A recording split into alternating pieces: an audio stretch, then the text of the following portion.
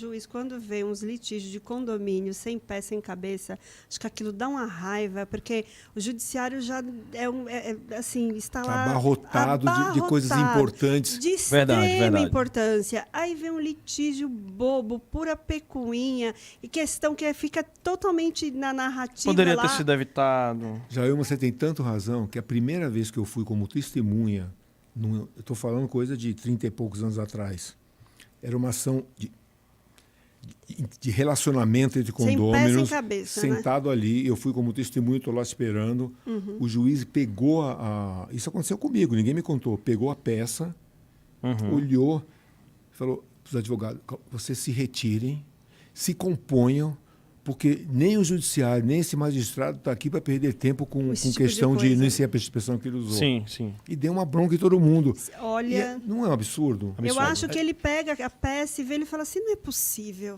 possível que eu vou me desbruçar tantos anos lá de graduação do direito, mas tanto para de magistratura, mas tanto disso, para eu, julgar esse tipo de coisa?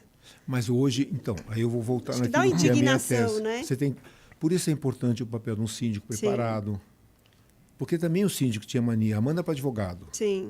Né? Então, terceirizava, né? Os problemas pequenininhos, os grandes também não nascem grandes. Sim. Eles nascem pequenininho. Você vai empurrando debaixo do tapete, ele virou um elefante. Então, as administradoras também, eventualmente, não tinham esse interesse de se compor. Me fala, assim, você com essa caminhada aí de 40 anos, né? Um pouquinho mais. Vamos arredondar para 40 anos. Você acha que o comportamento do condômino... assim, teve alguns momentos da sociedade que isso se reverbera dentro dos muros do condomínio.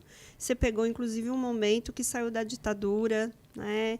E aí era um comportamento que... Então, isso a gente sente. Esses dias mesmo eu fiz uma assembleia que nós fomos para assembleias assim, totalmente tranquila, e o conselho, o resultado, sabe? Essa assembleia a gente vai fazer muito rápido, não tem, os resultados vai excelente. Só que não, né? Foi não. Aí um conselheiro falou assim, Jaima, sabe o que foi? Eu fiz a assembleia um dia após a eleição. Na segunda-feira, na terça-feira. Segunda eu gravei, na terça-feira. E ele falou assim, eu falei assim, você sabe que você tem razão? Porque foram umas perguntas assim, tão fora do contexto, as pessoas indignadas com tantas coisas assim. E ele falou assim, não, isso é reflexo, independente do que lado que você está ou não, existia uma inquietação.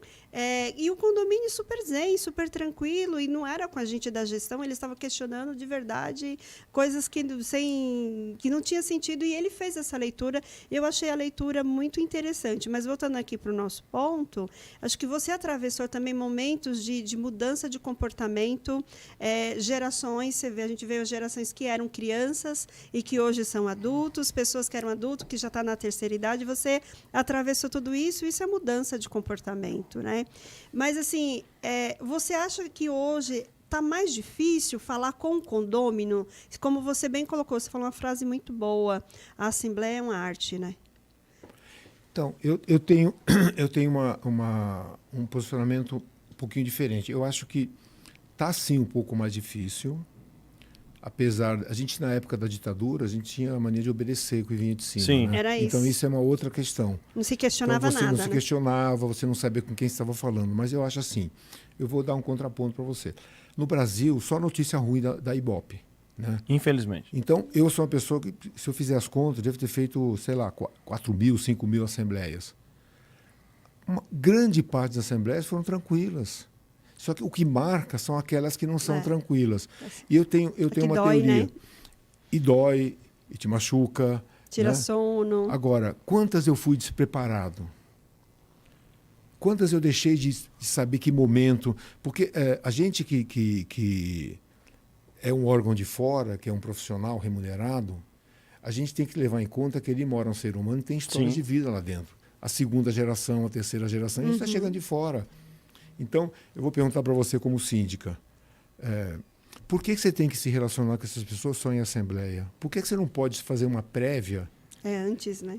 Antes, e fazer uma reunião informal sem ata, para as pessoas trocarem ideia, para você saber o que você vai levar. Então, esse tipo de coisa que a gente deixou de atender, porque o mercado é competitivo, a gente não tem muito tempo, a gente tem que trabalhar em escala, Né? Então, o síndico, eu conheço síndicos, tem... No evento agora que nós tivemos na Assembleia Legislativa, tem um síndico do interior de São Paulo, tem 140 condomínios. É mais, professor. Sim, o Alan. O Alan é mais, o Alan, né? Tá chegando O a Alan. 200. É, o Alan, sim, o Alan. Como é que pode? É, É exatamente. verdade. O meu sonho Tem um de Curitiba que tem 100 e tantos É o também. Maicon, né? O Maicon tem É. mais de 100 também. É uma empresa Não. que atua em vários estados do Estados, Brasil. não Uma é nessa- empresa é. de síndico está em vários Ele vai estados. aparecer na Assembleia no É. dia da Assembleia para aprovar contas, sabe? Então, Eu também tenho essa inquietação igual do professor. eu acho que a gente Compartilho. está esquecendo, eu acho assim, a gente tem hoje ferramentas tecnológicas que nós não tínhamos no passado, mas que não substitui o modelo de gestão.